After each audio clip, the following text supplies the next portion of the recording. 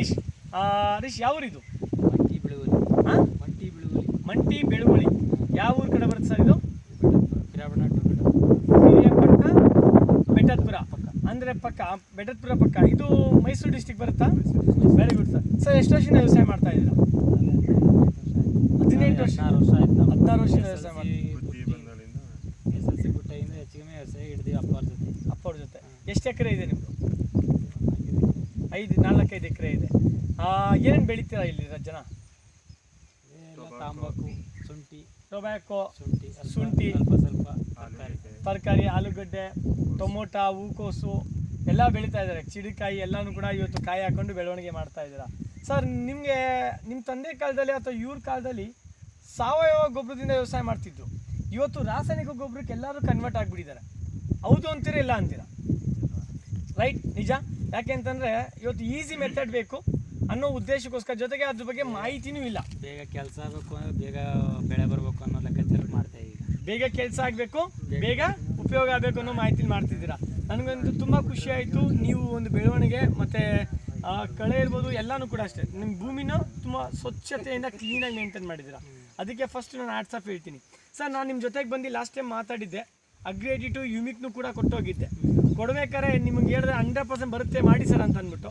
But ನಿಮ್ಗೊಂದು ಸ್ವಲ್ಪ nervous ಇತ್ತು, ಇದು ನಿಜವಲ್ಲ ಆಗುತ್ತೋ ಆಗಲ್ವೋ ಅಂತ.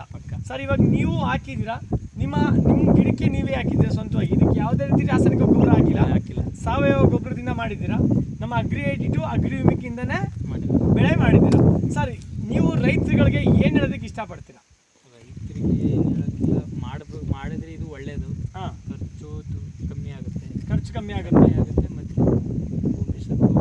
ಭೂಮಿ ಸತ್ವ ಉಳಿಯುತ್ತೆ, ಎರೆಹುಳು ಉಳಿಯುತ್ತೆ, ಬೆಳೆಗಳು ಚೆನ್ನಾಗಿ ಬರುತ್ತೆ ಅಂತ ಅನಿಸ್ತಾ ಇದೆ. Very good. ನೋಡಿಲ್ಲ, ಇನ್ನೂ ನೋಡಿಲ್ಲ. ಯಾಕೆಂತಂದ್ರೆ ಹಾಕಿನೇ ಇನ್ನೂ ಎಷ್ಟು ತಿಂಗಳಾಯ್ತು? 2 ತಿಂಗಳಿದೆ. ಇದಕ್ಕೆ 2.5 ತಿಂಗಳಾಗಿದೆ ಅಷ್ಟೇ. ಇನ್ನು ನಮಗೆ ಇನ್ನೂ ಗ್ರೋತ್ ಆಗಬೇಕು ಅಂದ್ರೆ ಇಟ್ ವಿಲ್ ಬಿ ನೀಡ್ ಬೇಕೇ ಬೇಕು. Yes sir, no. ನಂತರ ನಮಗೆ ಹೂವು ಬಿಡೋದು ನಂತರ ಕಾರ್ಯಕ್ರಮ.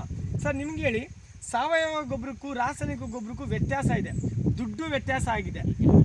ಒಂದು ಮಾಹಿತಿ, ನಿಮ್ಗೆ ಸಾವಯವಕ್ಕೂ ರಸಗೊಬ್ಬರಕ್ಕೂ ರಾಸಾಯನಿಕ ಗೊಬ್ಬರಕ್ಕೂ ಒಂದು ಪಾಲಿಸಿ ನಿಮ್ಮನ್ನ ಅದೇ ಇಲ್ಲೇ ಕೇಳಬೇಕು ಅಂತಲೇ ನಾನು ಅನ್ಕೊ ಬಂದೆ ಮೈಂಡಲ್ಲಿ. Very good. ಈಗ ಒಂದು ಮೂಟೆ ರಾಸಾಯನಿಕ ಗೊಬ್ಬರ ಅನ್ಕೊಳ್ಳಿ, ಈಗ ನೀವು ಕೊಡೋದೊಂದು 1/2 ಲೀಟ್ರ್, ಅದಕ್ಕೂ ಎಷ್ಟು ಕೆಪಾಸಿಟಿ ಬರ್ಬೋದು ಅನ್ನೋ ಮಾಹಿತಿ ನನಗೆ ಕರೆಕ್ಟಾಗಿ ಕೇಳ್ಬಿಟ್ರಿ ನೋಡಿ.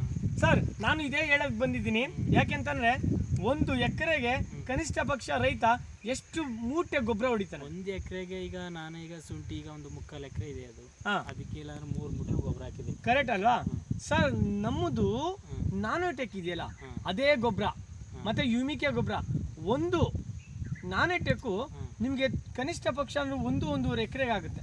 ಯಾಕೆ ಗೊತ್ತಾ ಸರ್? ನಾನು ಅಂದ್ರೆ ಏನು ಗೊತ್ತಾ ನಿಮಗೆ? ಕ್ಷಣಜೀವಿಗಳು, ಮಣ್ಣಲ್ಲಿ ಕಣಜೀವಿಗಳಿರುತ್ತೆ. ನಿಮ್ಗೆ ಗೊತ್ತಿದೆಯಾ? ಗೊಬ್ಬರ ಹಾಕ್ತಿರಲ್ಲ, ಈ ಗೊಬ್ಬರ ಭೂಮಿಗೆ ಹೆಂಗೋಗುತ್ತೆ ಗೊತ್ತಿದೆಯಾ ನಿಮಗೆ?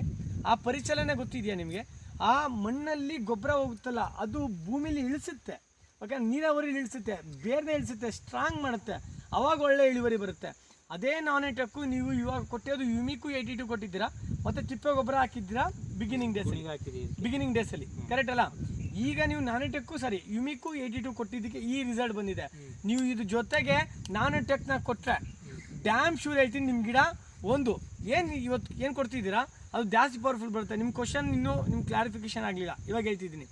ನೀವು 1 ಎಕರೆಗೆ ನಮ್ಮ ಒಂದು ನಾನೋಟೆಕ್ಕು 3 ಸಲ ಕೊಟ್ಟರೆ ಸಾಕು. ನೀವೇನು ಅಷ್ಟೊಂದು ಲಕ್ಷಾಂತರ ರೂಪಾಯಿ, 1000 ರೂಪಾಯಿ ಖರ್ಚು ಮಾಡ್ತಿದ್ದೀರಾ, ಒಂದು ನಾನೋಟೆಕ್ಕು 1 ಸಲ ಗೊಬ್ಬರ ಕೊಡ್ತೀರಲ್ಲ ನೀವು 3 ಮೂಟೆ, ಅದಕ್ಕೆ ಸಮ ಆಗುತ್ತೆ ಒಂದು ನಾನೋಟೆಕ್ಕು. ಯಾಕೆ ಅಂತಂದರೆ ಒಂದು ನಾನೋಟೆಕ್ಕಲ್ಲಿ ಕನಿಷ್ಠ ಪಕ್ಷ ಅಂದ್ರೆ ನಿಮಗೆ ಸಾಕಷ್ಟು ಕಣಜೀವಿಗಳಲ್ಲಿರುತ್ತೆ. ಅದು ಒಂದು ಕೊಟ್ಟರೆ ಸಾಕು, ನಿಮ್ಗೆ ಒಂದು ಒಳ್ಳೆ ಗ್ರೋತ್ನ ತಂದುಕೊಡುತ್ತೆ. ಮೈನ್ ತಿಳ್ಕೊಬೇಕಿರೋದು ಈಗ ಒಂದು ಮೂಟೆಗೆ ಒಂದು ಕೆಪಾಸಿಟಿ ಎಷ್ಟಿರುತ್ತೆ ಅನ್ನೋದು ತಿಳ್ಕೊಂಡ್ರೆ ನಮಗೆ ಈಗ ಹಣ ಎಷ್ಟು ಸೇವ್ ಆಗುತ್ತೆ, ಇಲ್ಲ ಗೊಬ್ಬರ. ಸರ್, ನಿಮ್ಮದು ಒಂದು ನಾನೋಟೆಕ್ ಬಂದ್ಬಿಟ್ಟು 1475 ರೂಪಾಯಿ ಇದೆ, ಓಕೆನಾ? ಎಷ್ಟು ಕೆಜಿ ಇದೆ ಸರ್ ಅದು? ಅದು ನಿಮಗೆ ಅರ್ಧ ಕೆಜಿ ಬರುತ್ತೆ, ಅರ್ಧ ಕೆಜಿನೇ ಸಾಕು ನಿಮಗೆ, ಓಕೆನಾ? 1 ಎಕರೆಗೆ ಓಕೆನಾ? ನೀವು ಮಾಮೂಲಿ ನೀರು ಜೊತೆಗೆ ಸ್ಪ್ರೇ ಮಾಡಬೇಕು, ಇಲ್ಲ ಅಂದರೆ ನೀವು ಡ್ರಿಪ್ಪಿಂಗಲ್ಲಿ ಬಿಡಬೇಕಾಗುತ್ತೆ. ನಂತರ ಡ್ರಿಪ್ಪಿಂಗಲ್ಲಿ ಬಿಡೋ ಸವಲತ್ತು ನಮ್ಮ ಜೊತೆ ಇಲ್ಲ, ಕರೆಕ್ಟ್ ಅಲ್ಲ? ನಾವು ಸ್ಪ್ರೇ ಮಾಡಬೇಕಾಗುತ್ತೆ. ಮತ್ತು ನಮಗೆ ಆ ಡ್ರಿಪ್ಪಿಂಗ್ ಸ್ಪ್ರೇನೂ ಇಲ್ಲ ಅಂತ ಅವಶ್ಯಕತೆಯಲ್ಲಿ ನಾವು ಭೂಮಿಗೂ ಕೂಡ ಸ್ಪ್ರೇ ಮಾಡೋ ಅವಶ್ಯಕತೆಯಿಂದ ಬರ್ತೀವಿ. ಅದ್ರ ಜೊತೆಗೆ ಯುಮಿಕ್ಕು ಅದೊಂದು ಕೊಟ್ಟರೆ ಸಾಕು ಸರ್. ಇನ್ನು ಯಾವುದೇ ರೀತಿ ನೀವು ಕೆಮಿಕಲ್ ಹಾಕೋ ಅವಶ್ಯಕತೆ ಇಲ್ಲ, ಯಾವುದೇ ಕೆಮಿಕಲ್ ಹಾಕೋ ಅವಶ್ಯಕತೆ ಇಲ್ಲ. ಯಾಕೆ ಅಂತಂದರೆ ನಮ್ಮ ಭೂಮಿಗೆ ನಾವು ಯೂರಿಯಾ ಹಾಕೋದ್ರಿಂದ ಎರೆಹುಳ ಸತ್ತೋಗುತ್ತೆ ಸರ್. ಪೊಟ್ಯಾಷಿಯಮ್ ಹಾಕ್ತಿದ್ದೀವಿ, ಮತ್ತು ಸಾಕಷ್ಟು 2020 ಗೊಬ್ಬರ ಹಾಕ್ತಿದ್ವಿ, ಸಾಕಷ್ಟು ಗೋರ್ಮೆಂಟ್ ಗೊಬ್ಬರ ಹಾಕ್ತಿದ್ವಿ, ಹೇಳಿದ್ದೆಲ್ಲ ಮಾಡ್ತಿದ್ವಿ. ಬಟ್ ಅದು ಪ್ರಯೋಜನ ಬರ್ತಾ ಇದೆಯಾ? ಇಲ್ಲ ಸರ್. ನೀವೇ ಹೇಳಿ, ಅದಕ್ಕೂ ಇದಕ್ಕೂ ಸ್ವಲ್ಪ ಡಿಫ್ರೆನ್ಸ್ ಕಾಣಿಸ್ತಾ ಇದೆ ಅಂತ ಅನ್ಸುತ್ತೆ ಅವಲ್ಲಿ?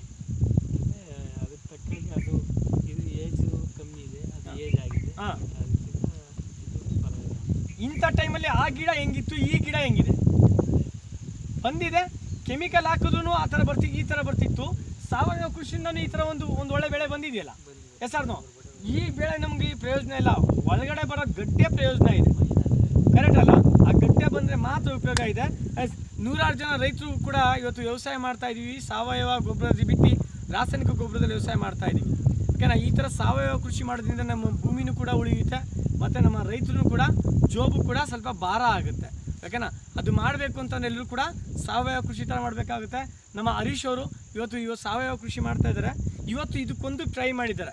ಇನ್ನು ಮುಂದೆ ಹೋಗ್ತಾ ಹೋಗ್ತಾ ಹೋಗ್ತಾ ಎಲ್ಲ ಬೆಳೆಗಳಿಗೂ ಕೂಡ ಇವರೊಬ್ಬರಿಂದ ನೂರಾರು ಜನಗಳಿಗೂ ಕೂಡ ಒಂದು ಮಾಹಿತಿ ಮುಟ್ಟಬೋದು, ಜೊತೆಗೆ ದುಡ್ಡನ್ನು ಕೂಡ ಕಮ್ಮಿ ಸೇವ್ ಮಾಡ್ಬೋದು. Yes sir.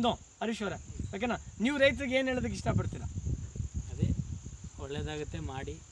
ಜೋರಾಗಿ ಹೇಳಿ, ಕೇಳಿಸ್ತಿಲ್ಲ. ಅದೇ ಎಲ್ಲ ರೈತರುಗಳು ಮಾಡಿದ್ರೆ ಒಳ್ಳೆಯದು. ಎಲ್ಲ ರೈತರುಗಳು ಮಾಡಿದ್ರೆ ಒಳ್ಳೆಯದು ಅಂತಿದ್ದೀರಾ?